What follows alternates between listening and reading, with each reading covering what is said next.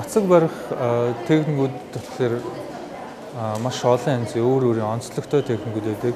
Сүүлийн үед дэлхийд дахинд болохоор 16, 24, 48 цагуудын тэрнээс ч бүр урт хугацааны техникүүдийн талаар хүмүүс их интернетэд бичсэн байна. Миний хувьд бол шинжлэх ухааны хамгийн үндэслэлтэйгээр энэ мацаг барих техникүүдийг хүмүүс хэрэглүүл зохих ёстой гэж бодож байна. 2016 онд анагаах ухааны физиологийн салбарт Нобелийн шагналыг хүртсэн Японы эрдэмтэн Осуми гэдэг хүний лекцэнд би 2018 оны 6 сард сууж үзсэн. Энэ хүн хэлэхдээ бол богино хугацаанд мацаг барих нь хүний биед махбод ялангуяа дархлаа систем эргээд нөхөн төлчих үйл явц нь аутофагийн хувьд сайн юм аа.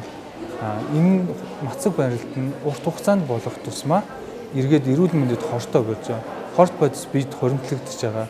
Энэ хорт бодис биеэс гадагшлах боломж нь үгүй гэж байгаа талаар лекцэнд тодорхой өгүүлсэн. Богино хугацаанд гэдэг маань болохоор 12-оос 16 цаг орчим хоногийн 12-оос 16 цаг орчмыг хоол хүнс хэрэглэхгүй явахыг хэлээд байгаа.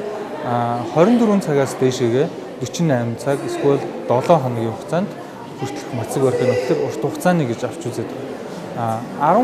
Богино хугацааны мацаг барилт буюу 12-оос 16 цаг мөрөөр хүний бие махбодод хуримтлагдж байгаа илүүдэл бодисыг биеэс гадагшлуулах энэ аутофагийн тусламжтайгаар задрах үйл явцыг илүү дэмждэг болох судалгаагаар батлагдсан байгаа.